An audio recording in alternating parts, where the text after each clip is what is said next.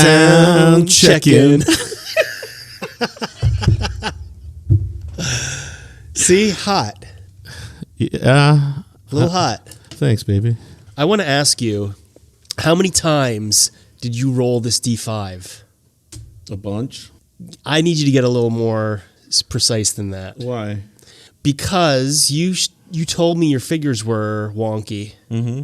And so I started rolling. I'm not to 1,000 yet. But in episode, I think it was even episode 1, we established that 1,000 rolls was the minimum. Right. To get a read on the fairness of a die. So I want to know how many times you rolled this D5. Damon designed this D5. It is, I would say, inspired by a game science design, but it is his own design. And the first, was it the first 2 that you had printed? Mm-hmm. Were not, they were wildly errant in how often each side came up. So he did, this is the 3rd iteration. And he rolled it some number of times that he's checking his records. We're going to try to. I think it was 400. Yeah. Okay. There you go. We established in episode 1 that 1,000 was the bare minimum. Right. And you wanted to say it was wonky by rolling it 400 times. There was no pattern. I'm here to hassle you. Okay. Why? So, I want to tell you, I'm not up to 1,000 yet, but I am up to 666, which I chose partially because Satan, but also partially because it's 2/3. Like I did 100. I looked at the numbers; they were way off, like you would imagine. I did. Then I did. I went like, okay, I'm going to go 1/3 of the way to 1,000. I'm up to 333. I looked at my numbers, and I still had like. Number 5 was 17%. On a 5-sided die, if it's totally fair, each side should be 20%. So at 333 rolls, 1/3 of the way to 1,000, I had 17% for 5, 23% for 1. Pretty wild. Mm-hmm. Now that I'm up to, and if we want to talk about the mathematics of this a little bit, if you roll this die 10 times and you have 3 threes, you've got 30% 3 right there. Right. And your numbers are going to be way off. And the more you roll, the more you approach a reasonable figure of how fair the sides are. Right. So after 666, 2/3 of the way to 1,000, I now have a variance between 19.25% and 21.2%. Oh, that's fine. Which is I would consider that already a fair die. I'm still going to go ahead and roll this to 1,000. All right. But for non-statistics purposes, I would call this a fair die. You're gonna roll this. You're gonna get all 5 numbers in relatively equal but not steady amounts. Like you're not gonna roll 1, 2, 3, 4, 5, 1, 2, 3, 4, 5, obviously, because it's random. Right. Which is why you need to roll it 1,000 times. Because like I said, if you roll it 10 times, it's gonna be skewed. Even if you roll it 400 times, like Damon tried to, you're still gonna have an inaccurate picture. Well, see, I should have brought you on board earlier. You should have brought me on board earlier. So I think this design is pretty good. Like I said, I'll roll to 1,000, but it's looking good. It's looking good at this point. It did not look good at 333 rolls. Really? Which is why I pressed on. Yep. Because it's like an asymptote. The more data you have, the more you're approaching the accurate percentage. Because if you rolled it twice, you'd say 3 of the numbers come up 0% of the time. No, I mean... I'm illustrating why the more rolls you have, the better the accuracy of your data. Anyhow, enough of that. Did you compare it to the numbers that I sent you? I didn't. The numbers you sent me were wonky, so I did not compare to those. Okay. I just decided to roll it. Cool. No, cool. I mean, maybe you're more consistent than I am. Show me how you rolled it. I try to get it spinning. I also try to make sure it doesn't hit anything. Yeah. Because I have my laptop on the table, obviously, because I'm typing this into a spreadsheet. I'm not going to take the average of 1,000 numbers by hand. Right. So like there were a couple times that it hit the computer, and I still did register that roll. But I'm trying to just have a fair roll from about maybe 8 inches off the table, giving it a good spin and letting it come to rest. It's a good design. I like it. Cool. I like it a lot. All right. Oh, yeah, this is the curvied. Yeah, I like this better than the other one. Yeah, this one was too blocky. Oh. Did you test this one? Yeah. And then this is the original one that I actually like the most. Well, this one was the least fair, right? Yep. Yeah. Well, it was the inverse of that. Okay, right. Yeah, because it was favoring the sides, and then you redesign it, and then it was favoring the edges. Correct. And then you kind of split the difference, and now we have what I think is going to be a good design. And maybe some of y'all out there will get one sooner or later. You never know. Send us an email, youraleatoricreality@gmail.com. Don't have any listener emails this time, but I do have some news. We got upgraded to Artisan on TeePublic. Okay. Yeah. TeePublic is the site that we use for our t-shirts. And if you want to go there, you can go to yar.quest. We have a link to it there right at the top. It just says TeePublic, and that's where you can get our t-shirts. And so I had commissioned some art based on the sticker we talked about in episode 2. And that artist goes by Wormright Atelier. Her Etsy store is not open right now, or at least last I checked. But I will put a link in there because her art is amazing and I love it. And she did some custom pieces for us, which are now available as t-shirts and stickers and mugs. And I did all the things, But I got an email from TeePublic that we have been upgraded to Artisan, which means that our items can now come up in search. That's what I was just looking for because that was pissing me off. Yeah. If anybody can join TeePublic. You can put up some designs. You can link to it and say, here's my store. But until they upgrade you, your designs won't come up in search results. So what was the qualifier? I don't really know. It was the quality of this design. It might be the quality of the design. I didn't want to be the one to say it. And Damon, I love you. You're not a graphic designer. Dude, that is a fucking great t-shirt. I'm not saying it's not. I'm just saying a professional artist might have a little bit of a better eye than you do. I don't think. I don't think that's a controversial statement. I do like the dice one. Yeah, the other one kind of sucks. I mean, I still like it, but it's not. Yeah. Anyhow, you can get Damon's designs. Like Damon's dice one is really good.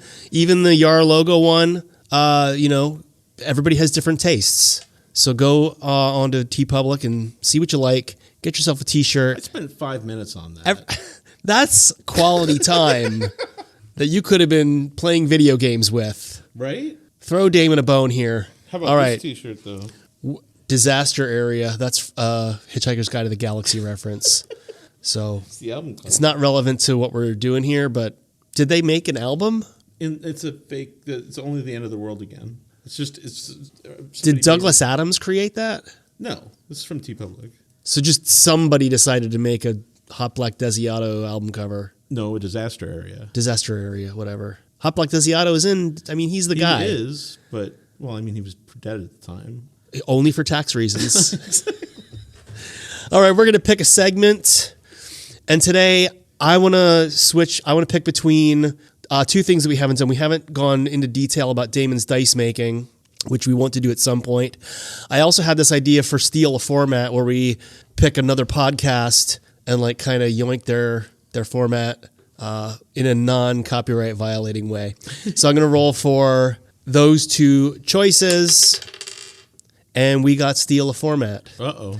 Now here are the possibilities. Okay. The formats that I have listed for us to steal are Behind the Bastards, in which they examine a historical figure and talk about all the shitty things that they did. This American Life, which a lot of people know, Ira Glass, NPR, talking about, slice of life stuff. There's a kids show called Smash Boom Best that a friend of mine told me about, where they take two unicorns or dragons, and they have two adults, and there's an adult moderator, but the judge is a kid. And so the debaters have chances to talk up their side and diss the other side, and then the kid gets to decide who wins at the end. Have you ever seen or listened to Pants on Fire? No. I think that's what it's called. It's another one that Vivian used to like. And what it is there are two adults and a kid, and there's a topic. Uh-huh. And one of them is lying. Oh, cool. And so the kid tries to pick which one is the expert and which one is the liar. Oh, that sounds really cool. I'm going to put that on the list. Pants on Fire. Okay. The next one on my list is Ridiculous Crime. Have you heard of that one? No. Ridiculous Crime. They talk about like heists gone wrong or like dumb criminals that had a really stupid idea for how they were going to get rich. And they just like basically talk about and like make fun of these stupid criminals. And then Hidden Brain, which is another NPR production. Shankar Vedantam is the host who does these usually I've listened to some that. kind of a scientific topic. Yeah, it's okay. And then Harmontown, because you can't stop talking about it. I think you've talked about it on every single episode we've ever done. Yeah, but I don't want to try to be. But you also say that we don't have enough people to do Harmontown. Whatever, it's on the list. We'll see what we get. I'm gonna roll, and I got Behind the Bastards. All right. So we're Robert Evans' podcast. It's a good one, and I heartily recommend that you listen to Behind the Bastards because it's really fun. Now, did I ever tell you how I ended up on listening to Behind the Bastards? I don't think you did. Well, Robert Evans is a former head researcher for Cracked. Okay. In the aughts. Cracked.com. Yes. Yes. And the Cracked podcast actually was phenomenal. And I've always kind of checked out the work done by, like Michael Swain and some of the other people from those. But now, was that pre or post Jason Pargan when he was called David Wong? This is all post everybody got fired. Oh, okay. Yeah, because they cleared house. And Jason Pargan is always on Behind the Bastards. It's like every 10, 20 episodes he's on there, which is great because I love that guy. He's such a great novelist. Yeah, we should have him on the show. We should contact him. He lives in Illinois. He lives on the internet. That's true. So it's probably easier to contact him that way, or less intrusive at least than going to his house. To just show hey, up. Man. Hey, do you want to be on our podcast? Do you know how many private investigators we had to hire to figure out where you live? Then we could be on Ridiculous Crime. Actually, strangely, I think he would respect that. All right, so I'm choosing to call our parody of Behind the Bastards Inside the Assholes. The Colonoscopy Podcast. That's right. So I am going to pick a celebrity to demolish. Can't be Kendrick or Drake. It can't be Kendrick or Drake. He says that because I've been doing a deep dive on the feud. I'm not going to get into it here, but it's fascinating stuff. It's like watching a boxing match if the boxers had, or if one of the boxers had his gloves covered with razor blades. Dawson or Harvey? I don't know what you're saying. The Feud. The Family Feud? Hatfield or McCoy? Anyhow. Richard Dawson or Steve Harvey? Oh, well, yeah, I mean, they're both terrible. The show's, it's a terrible show. Yeah. Don't watch Family Feud. If you're going to watch Steve Harvey, watch his talk show. Or listen to his bands. He doesn't have a band. You're talking about Steve Harvey Oswald, a Detroit band that started getting lots of Facebook messages from people who thought they were talking to Steve Harvey. They got a cease and desist finally. Did they? Yep. They're so excited about it. Awesome. There's got to be at least an album in that story. Yeah, but what do you title it? The artist formerly known as Steve Harvey Oswald. Actually, the letter came. He put up my friend Aaron's in that band, and he put up the cease and desist letter they got, and it was clearly like not even.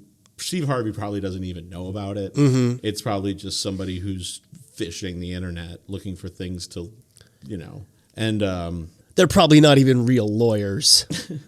And so I recommended that they change the name of the band to the name of the guy. Perfect response. The lawyer that was sending the cease and desist. I thought that would be apropos, as the French say.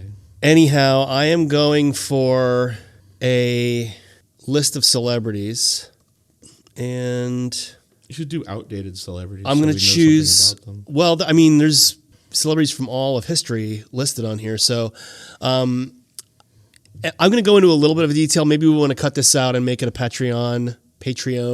However you say it. I can never say that right. Patron. Additional content. But what I'm actually doing is, so there's a list on Wikipedia that's called Lists of Celebrities, and it lists other lists of celebrities that you could look at. For instance, list of celebrity guest stars on Sesame Street. List of comedians, list of fashion designers, list of film and television directors, list of League of Legends players. There's like a whole ton of lists like this. So I'm going to randomly get one of these lists of celebrities, and then I'll get a celebrity off that list. Oh, okay. And I need to do it with, there's 33 of these. And I'm going to go on yar.quest/tools to use our not patented random number generating tool. And I get a 10, which is list of film and television directors. And they are categorized by first letter of last name. So I'm going to do a random number from 1 to 26 for letters of the alphabet. And I got 18, which is R. And then, holy moly, there's a lot of people listed here. I'm going to do, what is this? 22, 44, 65. There's 65 names on here. And I'm going to do a random number from 1 to 65. Were they film directors? Film and television directors. Okay. And I got an 18, which is Gregory Ratoff. What the fuck is that? Gregory Ratoff. I'll tell you who he is. He's a Russian-American film director, actor, and producer. And I'm going to tell you all about him. If you want to... well, since, you know what, let's... This guy? Gregory Ratoff, yes. He's been dead since 1960. That's right. What a piece of shit. What a piece of shit. I mean, who dies in 1960? Pick an odd-numbered year. Right? Right? So, Gregory Ratoff... which, first of all, is a fake name, by the way. He's living under an assumed identity. Well, you also do see the glaring thing that we have to bring up immediately about Mr. Ratoff. He's Russian. He's not German. What's his birthday? I don't know. What is his birthday? Same as Hitler. April 20th. Well, there's some debate about that. We'll get to it. Okay. There's contention over when he was born. Who? Yeah. Hitler or Ratoff. Gregory? Ratoff. Okay. Yeah. He's Russian-American film director and actor. And he was in a bunch of big movies in the 50s, like All About Eve, The Sun Also Rises, and Exodus. Exodus, I think, was his last movie that he was in. He was also a director and directed 30 movies between 1936 and 1960. He directed The Corsican Brothers. Okay. And I mean the original from 1941, not the Cheech and Chong one. Oh, I forgot about that. Yeah, Cheech and Chong had a movie that was a comedy remake of The Corsican Brothers, which originally starred Douglas Fairbanks Jr. as both twin brothers. Oh, wait, I was thinking about Yellowbeard. Well, Cheech and Chong are in that, but The Corsican Brothers is its own film in which Cheech and Chong play the brothers. But in the original that Ratoff directed, Douglas Fairbanks Jr. was both brothers. But anyhow, let's get to his life story. Ratoff was born in Samara, Russia, to Jewish parents. His mother was Sophie Markison, and there's reason to believe she lied about her birth date too. We'll probably say more about that later. Wow. His father was Benjamin Ratner, who we don't know anything at all about other than he was Jewish and lived in Russia. What? And named Benjamin. Named Benjamin, yeah. Well, there's stuff about that too, because Gregory Ratoff, the guy who is trying to get us to believe he's actually Gregory Ratoff, is actually named Grigory Vasilyevich Ratner, and Vasilyevich was his patronymic name, even though his dad's name is Benjamin, which he did because he didn't want people to know he was Jewish, and this was even before Hitler. But he worked in Hollywood. Hitler was a baby just like him. He worked in Hollywood, though. Eventually. Of course he's Jewish. We'll get there. You can't say stuff like that, man. What are you trying to do? Politically incorrect, Dad? Yep, sorry. I mean, everybody knows there's a lot of Jews that work in Hollywood. There's nothing wrong with that. It's just a joke. I don't really... All right, so wait till we get to Selznick. Boy, then everything's going to hit the fan. Okay, so...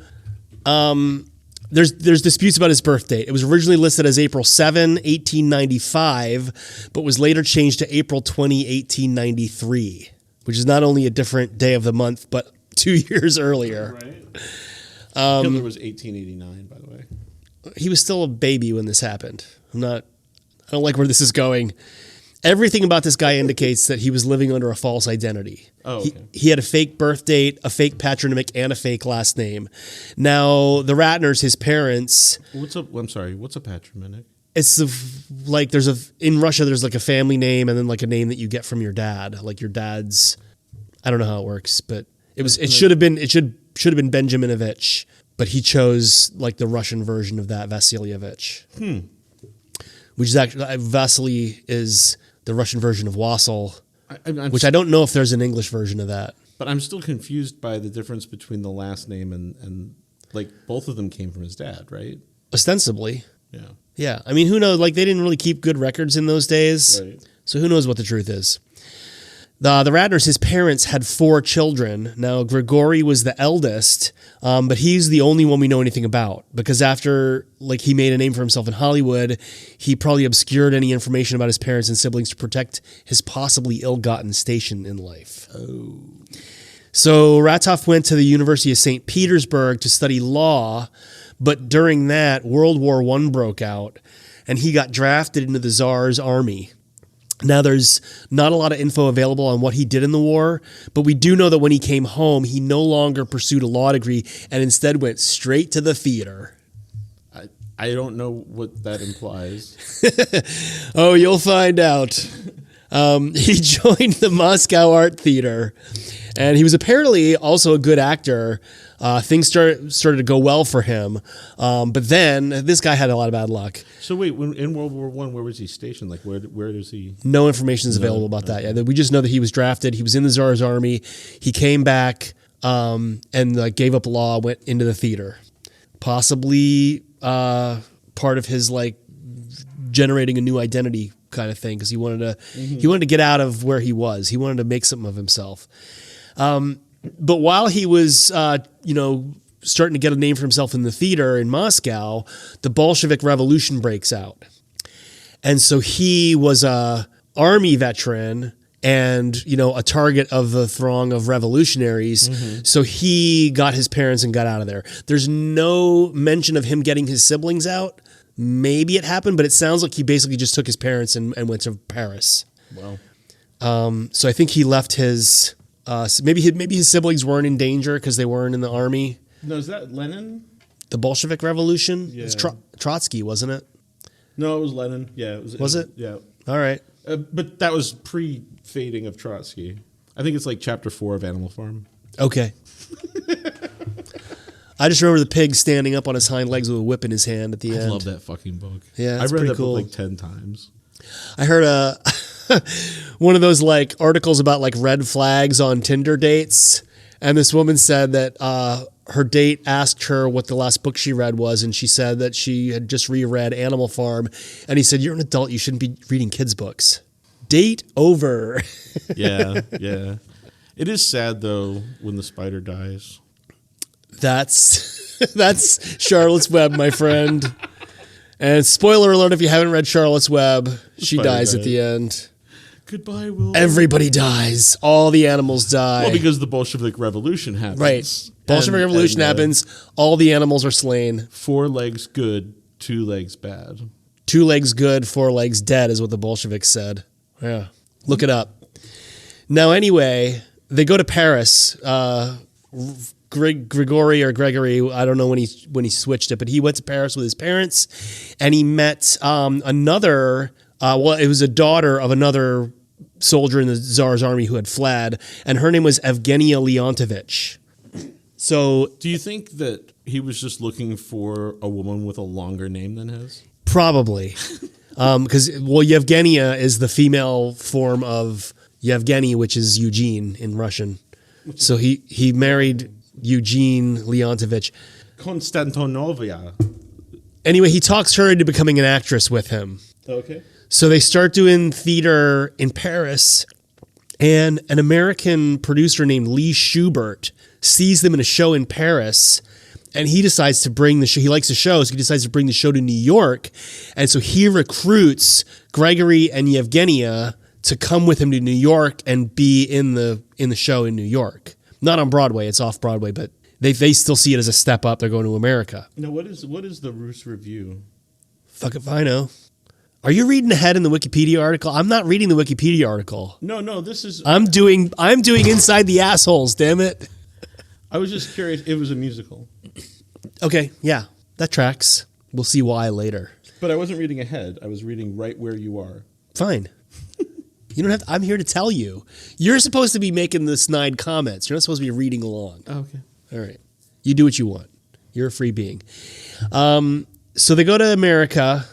Now on the naturalization papers, we have a new birthday for Gregory. Maybe you roll but it's for it. except it's only listed as 1896, but no month or day given. That's when it happened. But that's not either of the years that had been listed before. Telling you, he's rolling for it. So they were definitely trying to get away with something fishy. I don't know why. Like there were certain circumstances that he needed to make himself seem older. He needed to make himself seem younger. He's playing fast and loose with the facts, and it'll turn dark in a minute. So Ratov started working in the Yiddish theater in New York City. At this point, he doesn't speak English. So he starts working in the Yiddish theater, and he does one Yiddish film. But he speaks Yiddish. He speaks Yiddish. He probably speaks French and Russian as well. Gotcha. He's multilingual. He just doesn't speak English yet. He's working on it as he gets to America. He starts practicing, but he's not good enough to do theater in English. But he gets bored with just doing these little community theater things, basically, and he wants to go to Broadway. So he talks Schubert, the guy that brought them over, talks Schubert into giving a bit part as a stock foreigner character. Since he can't hide his accent, he comes on and he's just the Yiddish guy, right? And this is how he gets typecast. Now he gets there, like he's not doing big stuff, but he's doing a lot of plays on Broadway as the Yiddish guy, right? Now this is all happening in the 1920s. And we know what happens at the end of the 1920s. The Great Depression. The stock market crashes, the Great Depression, and now people are not buying theater tickets anymore. So Gregory, who's not going to put up with going back into poverty, right. He's got to come up with a plan. And a lot of his colleagues, he finds when the Depression starts really setting in, and they're like, there's no shows, there's no people buying tickets, there's no money for actors at all. A lot of his colleagues in the field are going to Hollywood because another thing that happened at the end of the 1920s was talkies got invented. Mm-hmm. And so producers in Hollywood were having trouble that all these silent film stars sucked with dialogue. Right. They couldn't memorize lines. They couldn't deliver lines. It was not in their skill set. So people from New York who had done theater were flocking to Hollywood to try to get in the talkies. So, and by this point, Gregory speaks English fairly well, but still with a very thick Yiddish accent. And this is where David O. Selznick comes into the story. Okay. Is that a name you recognize? Yes. So David O. Selznick invented the typewriter. He was a producer. He did A Star Is Born, Gone with the Wind, several Hitchcock films, Rebecca, Spellbound, and Notorious. Spellbound is my favorite Hitchcock film. Spellbound is awesome, if only for the Dolly dream sequence. Yes. I mean, it's a great movie, but the Dolly dream sequence is the hit of that movie for me. Yes. Anyhow, so Selznick comes into the story, and I have to take a sidebar to mention that David O. Selznick was the Harvey Weinstein of his day. Oh, great. Yeah. He had a switch on his desk that could remotely lock his office door. And I'm sure you see where this is going. He would invite an actress to come into his office, and then he would click the switch and lock the door, and she couldn't get out. And oftentimes it resulted in him chasing her around the desk until he just wore her down and raped her. And this happened, well, he didn't rape her, but this happened to Shirley Temple. She managed to get out of it. But how was she dressed? Not in socks. I know that was terrible. I'm sorry. No, but she had been warned. So Shirley Temple had been warned by another actress. Wait, how old was Shirley Temple at the time of this? She was a teenager, right, later teenager, but still illegal, right? Well, maybe not then. It doesn't matter. Then you could marry people when they were 12. They were idiots back in the 30s. Yeah. Anyhow, another actress had warned Shirley that if you go into Selznick's office and he's like wearing shorts and socks pulled up, get out of there. And she went in and she ran for the door and he hit the switch and it was locked. And he chased her around this, but she managed somehow to get out of there with nothing happening. but He must have been in pretty good shape. there were a lot of actresses that did not get out of there with nothing happening, God, I can that's tell so you. horrible. I So can't even naturally, naturally, this sleaze is the first person in Hollywood that Gregory Ratnoff decides to work with. Okay? So Selznick is working on this film called Symphony of 6 Million about a Jewish doctor who's trying to get out of the tenements of New York City. Selznick and Ratnoff are both... Wait, hold on a second. 6 million? Symphony of 6 Million. What year is it? This was 1936, I think. Okay, so that didn't even happen yet. Right. I mean, I hope we don't have to pay for that sound sample. No, but that's a pretty creepy... It is creepy. Yeah. Yeah. So, but anyhow, it's set in the tenements of New York City where a lot of Yiddish people, or Yiddish-speaking people, I should say, live. And Selznick and Ratnoff are both Jewish and of Russian origin. So Ratnoff buddies up with Selznick and convinces him that he had to be authentic by casting Yiddish speakers from the Lower East Side of New York in this movie. And that's how he gets his first Hollywood movie job. Wow. That and joining the freak-off parties that Selznick was having in his office, right? Now, is he the originator of the freak-off, or are you just applying P. Diddy logic? He didn't call it a freak-off, No. but they were freaking off in there, I can tell you. So anyhow... God. Ratnoff gets into this niche where he's the go-to Yiddish accented foreigner for a bunch of films. And that was working out pretty well for him, but it wasn't good enough for our Grigori. So he's a social climber. He's just going to do whatever it takes to get to the top. He doesn't care how many women he has to chase around the desk in Selznick's office. Okay? It's not Grigory Mizilzinovich. It's Gregory Ratnoff we're talking about here. Sorry, that's a reference to the Norm moth joke. That's what the name of the moth is. Oh, was it? Yeah. Huh. Maybe that's where he got it. I don't know. Anyway, so Symphony of 6 Million was probably 1930 because it was like he had done the bit parts for a couple years, and it was 1936 that Gregory was tired of being comic relief. He didn't want to be typecast anymore. But that's the only roles he could get, so he decided to try being a director. But studios back then, just as now, were wary of hiring a director with as little experience as Ratnoff had. Mm-hmm. So he came up with a plan. Before you continue, did we do the intro to the show? We didn't. We can punch it in later. Like I did the last 2 times?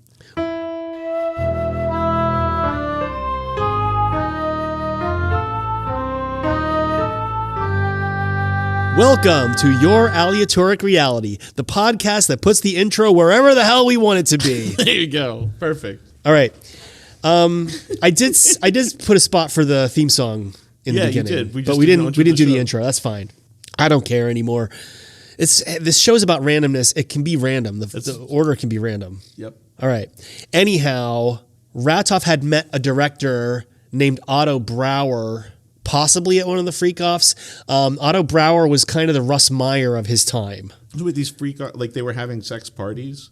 It wasn't just the desk. Don't ask. You should be riffing. You shouldn't be asking factual questions.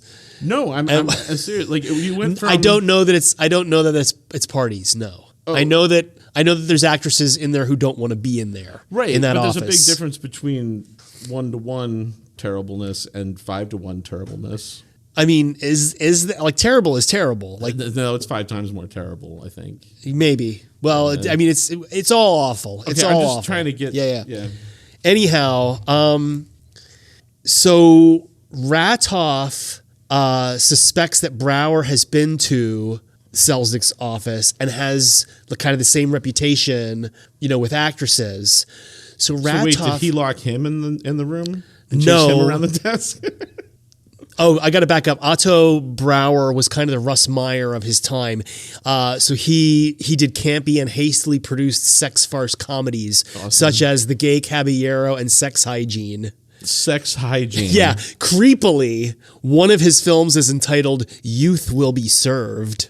Sex Hygiene? Right? I don't know. I think that's worse. Anyhow, Ratnoff implies that How to clean your dick.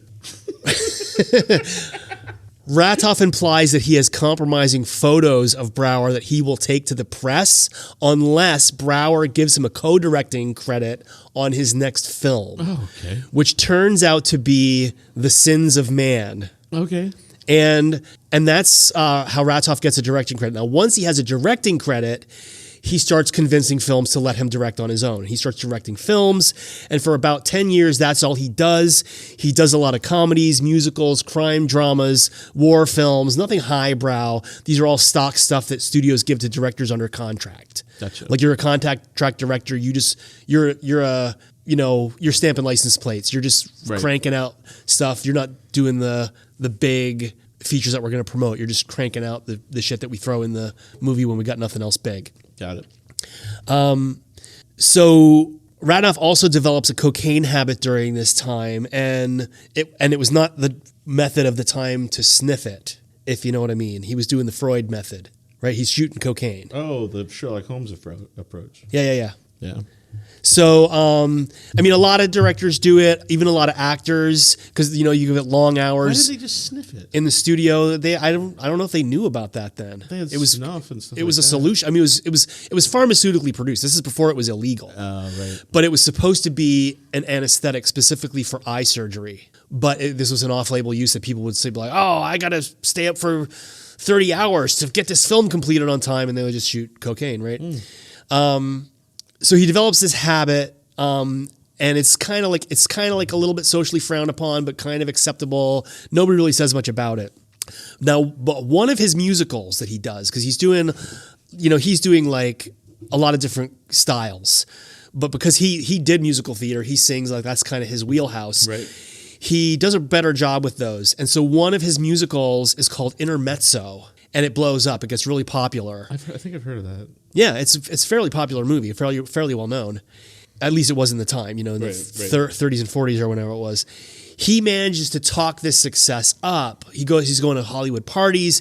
He's bumping elbows with studio executives from other studios. He's talking about how he's so great at musicals, locking people in rooms, chasing them around the desk. Right. But it works with MGM.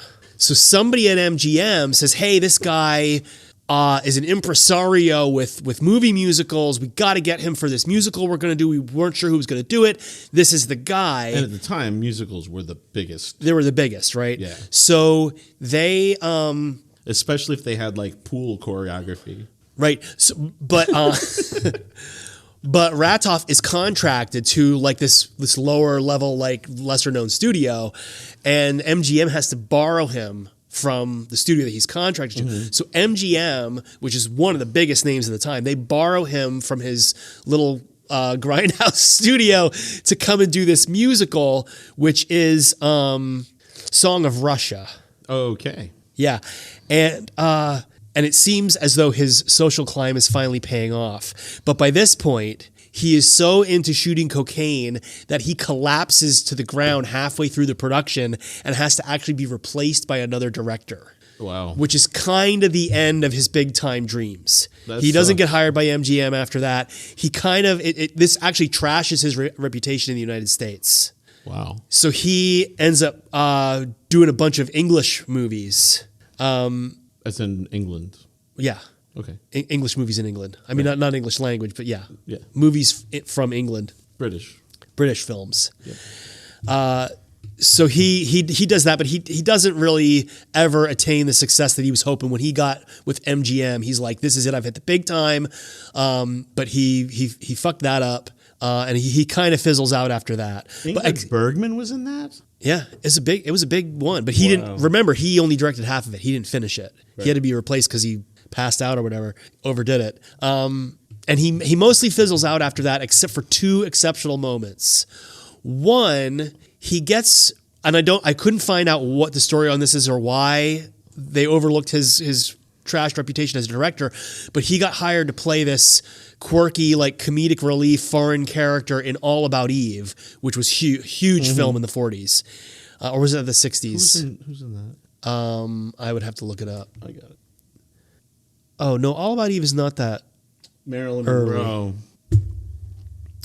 That's why I know it. It's Marilyn Monroe movie. Early Marilyn Monroe. Yeah. So he's you're right. That one is earlier. This is not what he gets called back in for. It's Exodus. The band? No. Exodus was a Kirk Hammett? 1960 film, an epic historical drama about the founding of the state of Israel. He gets hired to do that. And that's kind of like a feather in his cap after his disgrace. And the other weird, that's where he gets a star on the Walk of Fame because of that. And then the other really weird thing in his later career is that he and Michael Garrison, who's another producer, are the first people to ever buy film rights from Ian Fleming for the James Bond franchise. Now, neither one of them ever ended up making a James Bond movie because Ratoff dies shortly after this, and somehow the rights reverted to his widow, Maria, because he ditched Yevgenia when his career started to take off. So he ditched her and got basically married a child from the round the desk races. And after he dies, she cashes in by selling the Bond rights to the guy who did Casino Royale. And I mean, the original from 1967, which was a spoof, not the serious one with Daniel Craig that came out in 2006. The 1967 version, Peter Sellers is James Bond in it. Oh, yeah. And it's just like a total comedy. So what about this House on Un-Americans Activities Committee stuff? You didn't see that? I didn't want to talk about that. You can talk about that. No, I guess that was one of the things that contributed to making his problems public, was that he got called before the House on Un-Americans. Well, I guess this would be a good point for me to confess that I couldn't find enough dirt on this guy, so I had to make most of it up.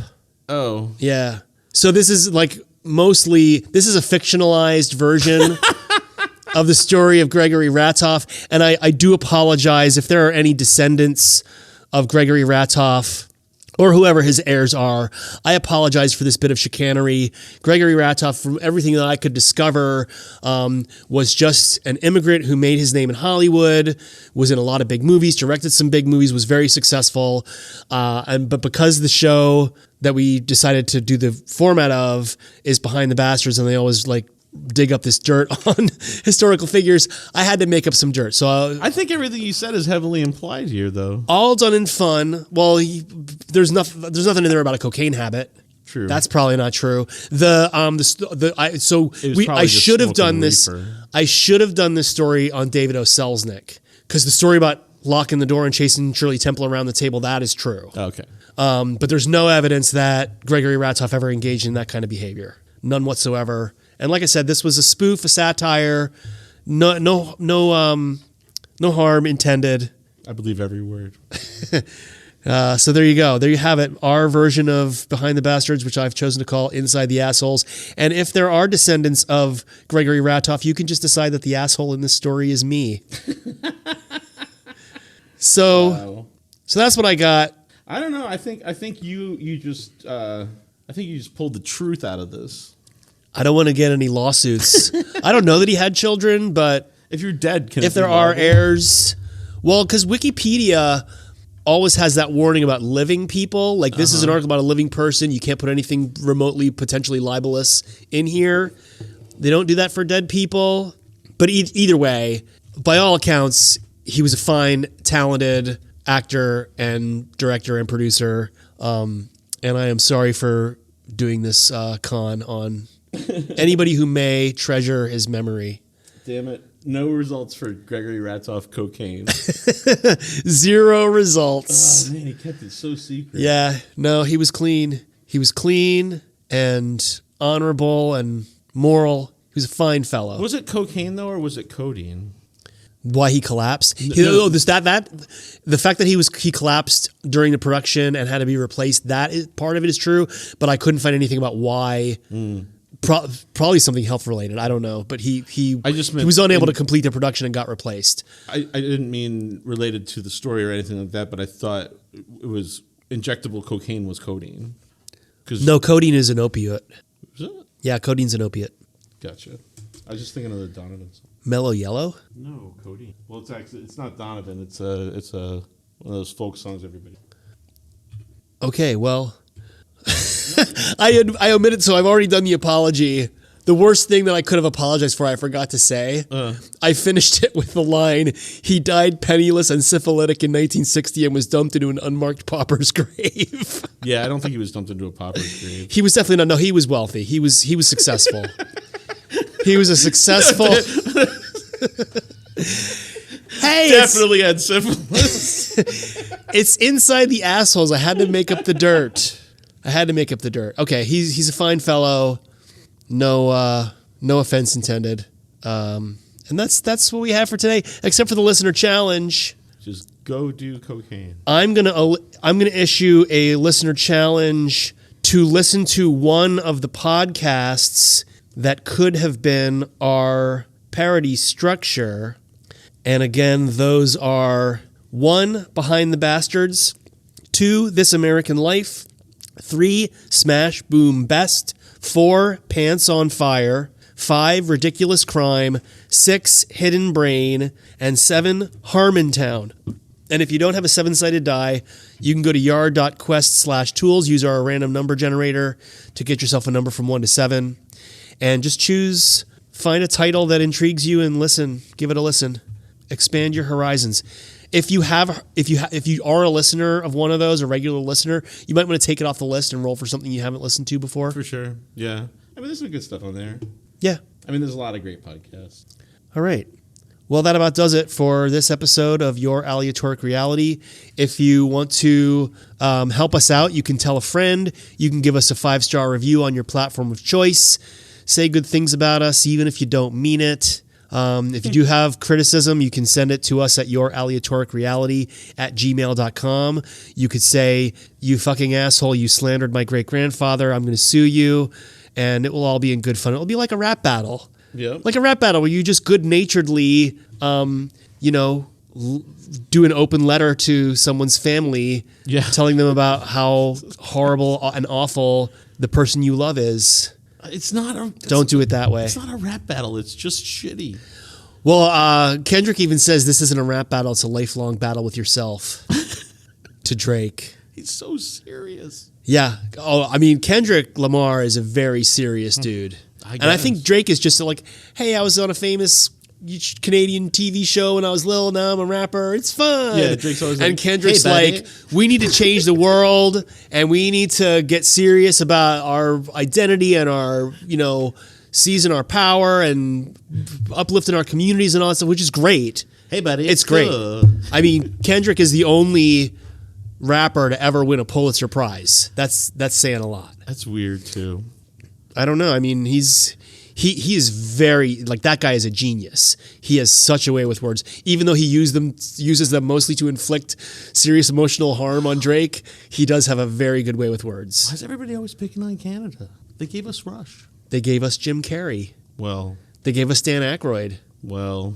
Is there a Behind the Bastards about Dan Aykroyd? I think so, actually. We can't slander living individuals, only dead ones. Yeah, right? That's the goal. Don't say anything about Dan Aykroyd. There's a lot of Behind the Bastards. There's some great episodes. I will say with Dan Aykroyd, he was not on the 50th anniversary Saturday Night Live show. Yeah, and there was no explanation given. He did a couple of social media posts about oh, this is great. Yeah, 50 years is amazing. Good job, Lorne. No mention whatsoever about why he wasn't there. Nobody knows. I mean, Bill Hader came out and said, I had the worst anxiety of my life when I worked on that show. Mm-hmm. Thanks, but no thanks. He gave a reason. So are we sure that Dan Aykroyd isn't bedridden? I don't know that. I mean, he's still working, isn't he? I don't know. I haven't heard anything other than comments from him, but I haven't seen or heard of him being places. Yeah, we need to get to the bottom of this. We need to copy an investigative journalism show. Yeah. And find out the truth about Dan Aykroyd. That'll be the next episode. The truth about Dan Aykroyd.